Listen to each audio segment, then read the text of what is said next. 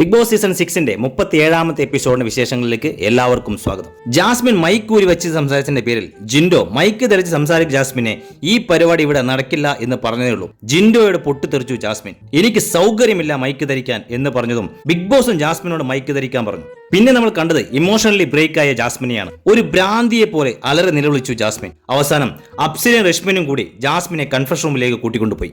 ഇപ്പുറത്ത് ഗബ്രിയാണെങ്കിൽ തലചുറ്റി വീഴാൻ പോയി. ഗബ്രിയെ മെഡിക്കൽ റൂമിലേക്ക് കൂട്ടിക്കൊണ്ടുപോയി വീട്ടിൽ എല്ലാവരും ചേർന്ന്. കൺഫഷൻ റൂമിൽ വെച്ചും ജാസ്മിൻ മറ്റുള്ളവരെ ബ്ലെയിം ചെയ്യാനാണ് നോക്കിയത്. സ്വന്തം തെറ്റുകൾ ഇനിയും മനസ്സിലാക്കിയിട്ടില്ല ജാസ്മിൻ. സൈക്രാട്ടിസ്റ്റിനെ കണ്ട് തിരിച്ചു വന്ന ഗബ്രി കുറച്ച് ഓക്കെ ആയിരുന്നു. പിന്നെ വീണ്ടും ജാസ്മിനുമായിട്ടുള്ള സംസാരം തുറന്നുകൊണ്ടേയിരുന്നു. ക്യാപ്റ്റനായി അധികാരമേറ്റ ജിൻഡോ ജാസ്മിനെയും ഗബ്രിയെയും പിരിച്ച് ജാസ്മിനെ നെക്സ്റ്റ് ടീമിലേക്ക് ഇട്ടു. ശിക്ഷയുടെ ഭാഗമായി പവർ ടീമിൽ തുടരാൻ പറ്റാത്ത അഭിഷേകിനെ ഡെൻ ടീമിലേക്ക് മാറ്റി.